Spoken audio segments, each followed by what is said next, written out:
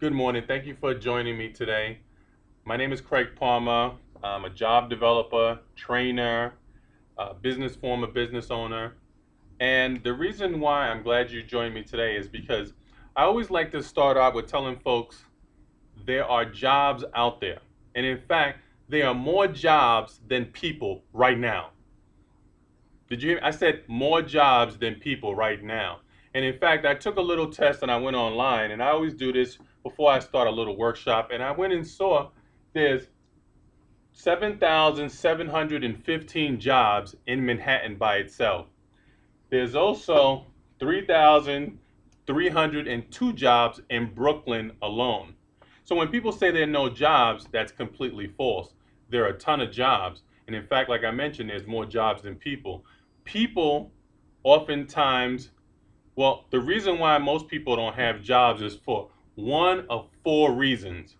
The first reason why people don't have jobs is because it's either the skill set or they don't have the know-how. Maybe it requires a college degree, and maybe the person doesn't have a college degree. So it makes sense they wouldn't be able to get the job. The second reason why people don't have jobs is because they may not want it. Let's say there's a particular job in retail and you don't want to work in retail. So you're not going to take that job. So that's the second reason why someone may not take the job. The third reason why a person may not take the job is because they're unwilling to change. Okay? I've seen folks where I told them, listen, you need to cut your hair, and they're unwilling to cut their hair. So, of course, they won't get the job. And fourth reason, which is the biggest reason, and this is where SBR comes in, is that they're unprepared or they don't know how. What we do is teach you how to get a job.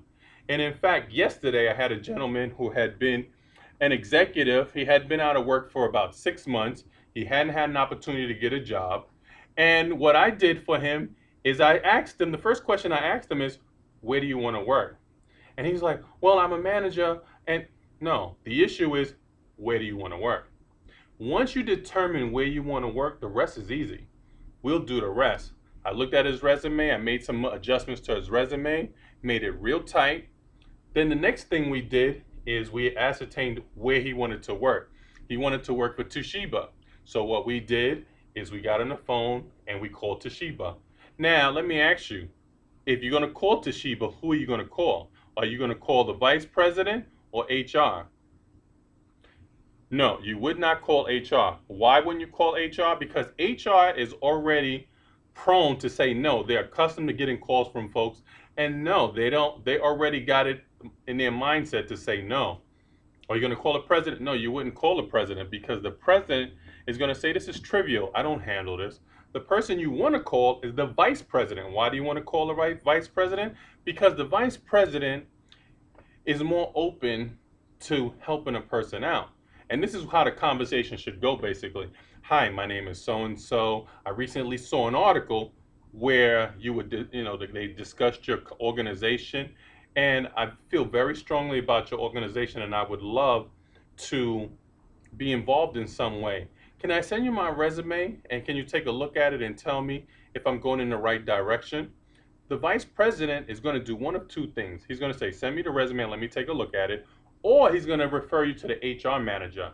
What do you think your next call is going to be?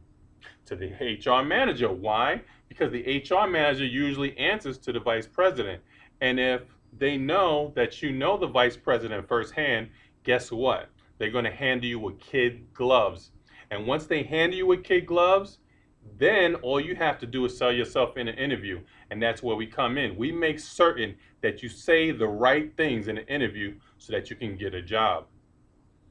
What I'm going to do is I'm going to take a 15-minute break, and then I'm going to have us go into resumes.